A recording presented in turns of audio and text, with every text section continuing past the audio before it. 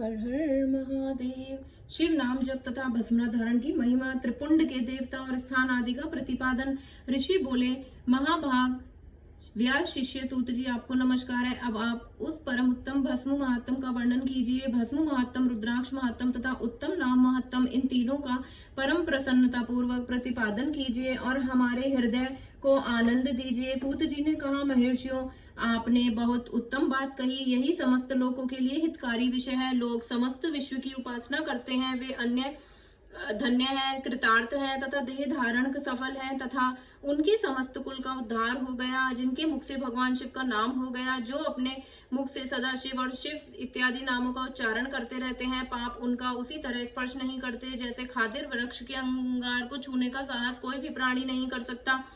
हे शिव, आपको नमस्कार है। श्री शिवाय नमस्तोभ्यम। ऐसी बात जब मुंह से निकलती है तब वह मुख समस्त पापों का विनाश करने वाला पावन तीर्थ बन जाता है। जो मनुष्य प्रसन्नता पूर्वक उस मुख का दर्शन करता है, उसे निश्चय ही तीर्थ सेवन जनित फल प्राप्त होता है। ब्राह्मणों, शिव का नाम, विभूति, भस्म तथा रुद्राक्ष, ये तीनों त्रिवेणी के समान परम पुण्य में माने गए हैं। जहाँ ये तीनों शुभतर वस्तुएं सर्वदा रहती है, उसके दर्शन मात्र से मनुष्य त्रिवेणी स्नान का फल पा लेता है। भगवान शिव का नाम गंगा है, विभूति यमुना मानी गई है तथा रुद्राक्ष को सरस्वती कहा गया है। इन तीनों की संयुक्त त्रिवेणी समस्त पापों का नाश करने वाली है। श्रेष्ठ ब्राह्मणों, इन तीनों की महिमा को सदिलक्षण भगवान महेश्वर के बिना दूसरा कौन भली भांति जानता है।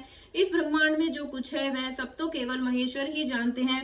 विप्रगण, में आपकी श्रद्धा भक्ति के अनुसार संक्षेप में भगवान नामों की महिमा का कुछ वर्णन करता हूँ, तब सब लोग प्रेम पूर्वक सुनो। यह नाम महत्तम, समस्त पापों को हर लेने वाला सर्वोत्तम साधन है। शिव इस नाम रूपी दावानल से महान पातक रूपी पर्वत पर अन्यास ही भस्म हो जाता है। यह सत्य है, इसमें संशय नहीं है। शौनक, पाप मूलक जो नाना प्रकार के दुख है, वे एकमात्र शिव नाम भवनाम से ही नष्ट होने वाले हैं। दूसरे साधनों से संपूर्ण यत्न करने पर भी पूर्णतया नष्ट नहीं होते हैं। जो मनुष्य इस भूतल पर सदा भगवान शिव के नामों के जप में ही लगा हुआ है, वह वेदों का ज्ञाता है, वह पुण्यात्मा है, वह धन्यवाद का पात्र है तथा वह विद्वान माना गया है। मुने, जिनका शिव नाम जप में विश्वास है, उनके द्वारा आचरित नाना प्रकार के धर्म तत्काल फल देने के लिए उत्सुक हो जाते हैं। महर्षि, भगवान शिव के नाम से जितने पाप नष्ट होते हैं, उतने पाप मनुष्य इस भूतल पर नहीं कर सकते। जो शिव नाम रूपी नौका पर आरूढ़ हो संसार रूपी समुद्र को पार करते हैं,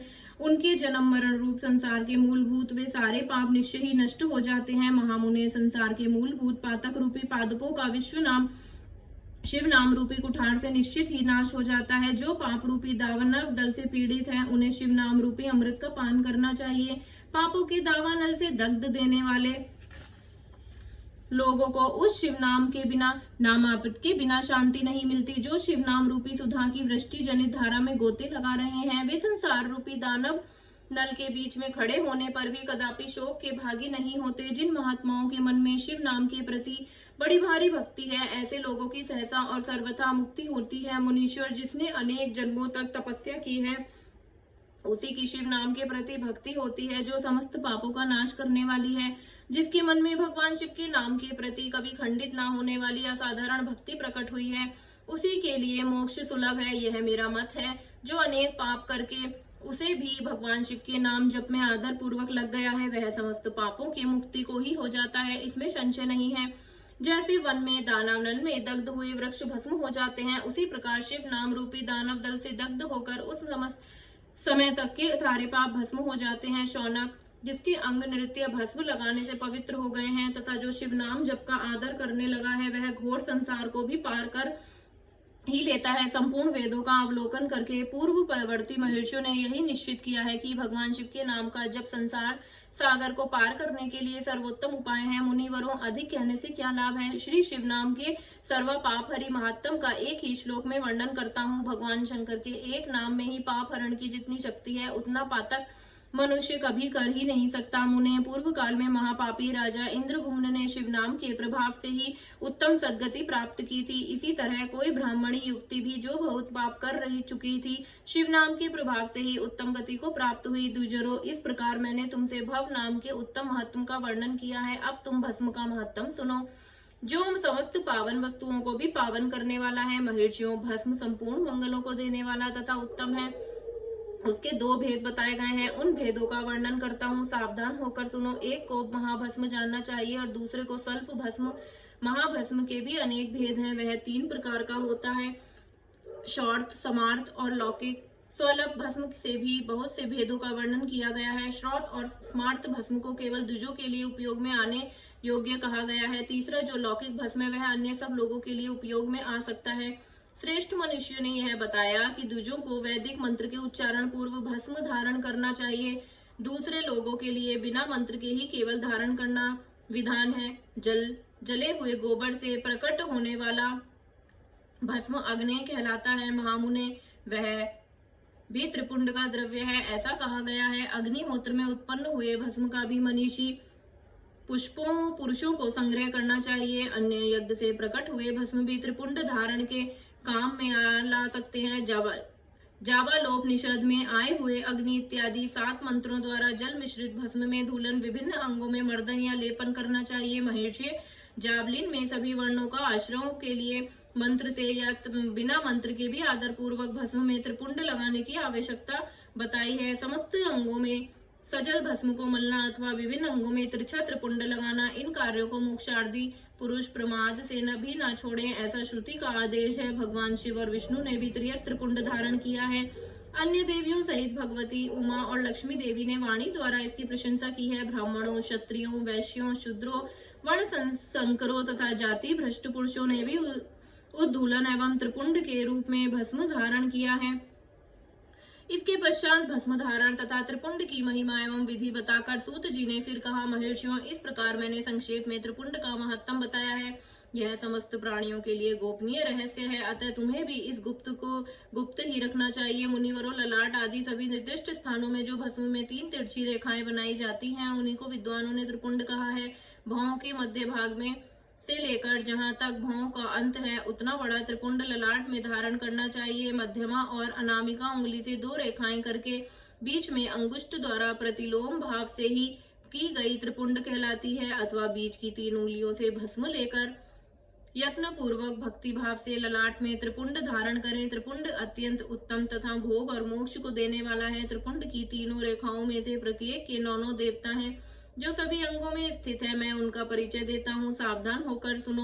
मुनिवरों, प्रणव का प्रथम अक्षर अंकार, गहारपन्य, अग्नि, पृथ्वी, धर्म, रजोगुण, ऋग्वेद, क्रियाशक्ति, प्रातः सवन तथा महादेव, ये त्रिपुंड की प्रथम रेखा के 9 देवता हैं। यह बात शिव दीक्षा परायण पुरुषों को अच्छी तरह समझ लेनी चाहिए। प्रणव का दूसरा अक्षर उकार, दक्षिणाग्नि, आकाश, सत्वगुण, यजुर्गुण, मध्य दिन, सवन, इच्छा शक्ति, अंतरात्मा तथा महेश्वर, ये दूसरी रेखा के 9 देवता हैं। प्रणव का तीसरा अक्षर मकार, अभानीय, अग्नि, परमात्मा, तमोगुण, घुलोक, ज्ञान शक्ति, सामदेव तथा